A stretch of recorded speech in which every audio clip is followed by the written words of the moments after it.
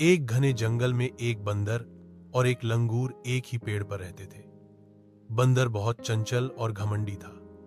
वह हमेशा खुद की तारीफ करता और लंगूर की हंसी उड़ाता। बंदर कहता, देखो मेरी लंबी पूंछ, मेरी फुर्ती, मेरी छलांगें, और तू बस भारी भरकम और सुस्त। लंगूर शांति से मुस्कुराता और कहता, हर किसी की अपनी खूबियां होती हैं। एक दिन जंगल में जोरदार तूफान आया। हवा तेज थी, बारिश भयंकर। बंदर इधर उधर भागता रहा। उसे छिपने की कोई जगह नहीं मिली। उसकी टहनी टूट गई और वह भीगकर कांपने लगा। तभी लंगूर ने उसे आवाज दी, इधर आओ, मेरे पास जगह है। लंगूर ने पेड़ की खोखल में पहले से ही सूखी पत्तियों से घर बना रखा था। बंदर अंदर गया और बोला, तू कितना समझदार है। मैं सिर्फ अपनी फुर्ती में ही उलझा रहा और तूने सही तैयारी की। लंगूर बोला, घमंड से कुछ नहीं मिलता, समझदारी से जीवन चलता है। गांव में कमला नाम की एक औरत रहती थी, जिसे सब लालची मौसी कहते थे। पैसा, सोना और चतुराई उसके जीवन के 3 असली साथी थे।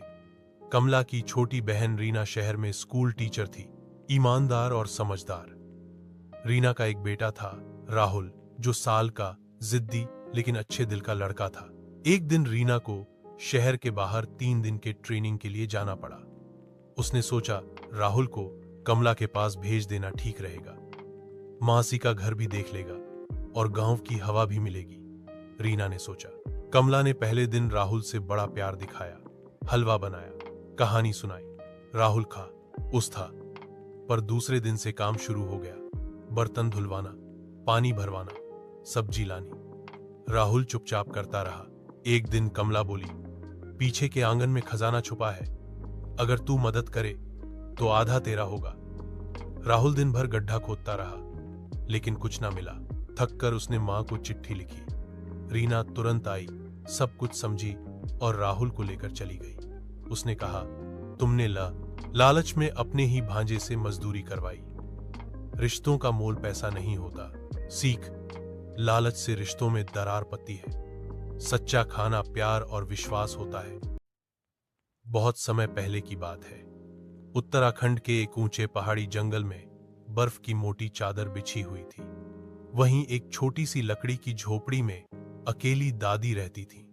दादी का नाम था अम्मा बूरी। उनकी उम्र जरूर 80 पार थी, लेकिन दिल से वो अब भी बच्ची जैसी थीं, मुस्कुराती, गुनगुनाती और बर्फ से खेलती। एक दिन जब तेज बर्फबारी हो रही थी, दादी को झोपड़ी के बाहर कुछ अजीब सी आवाज सुनाई दी। Career, hook. बाहर देखा तो एक लंगूर कांपता हुआ छत के नीचे सिमटा बैठा था। दादी ने जल्दी से दरवाजा खोला और कहा, आजा रे बेटा, ठंड में जम जाएगा। लंगूर अंदर आ गया। उसने सिहरते हुए हाथ बढ़ाए, जैसे आग तापना चाहता हो। उस दिन से लंगूर दादी का दोस्त बन गया। वो कभी उनके लिए पेड़ से फल लाता, कभी लकड़ियां। दादी उसे बंदरू बुलाने लगी। एक दिन दादी ने कहा, बंदरू, क्यों ना हम दोनों मिलकर एक बर्फ का घर बनाएं, तुझे मजा आएगा। लंगूर खुशी से उछल पड़ा। क्रीक क्रीक कहकर उसने अपनी सहमति दी। घर बनाने की शुरुआत। अगले दिन से दोनों मिलकर काम में जुट गए। दादी ने पुराने टीन के बक्सों से फावड़ा बनाया और बंदरू ने अपनी लंबी पूंछ से बर्फ को साफ करना शुरू किया।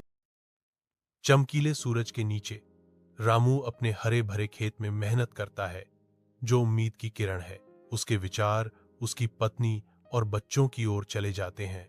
उसका दिल प्यार और लालसा से भर जाता है। महीनों बाद कभी हरे भरे खेत अब एक निरंतर सूखे से झुलस गए हैं।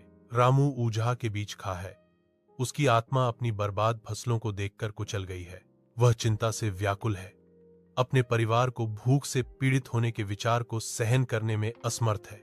रामू एक दूर गांव में दिन रात पसीने से लथपथ होकर मेहनत कर रहा है, लेकिन उसका संकल्प दृढ़ है। Despite receiving less money, Ramu's fatigue cannot break his unwavering determination. अपने परिवार के लिए रामू उम्मीद की किरण लिए हुए एक एक पैसा बचा रहा है।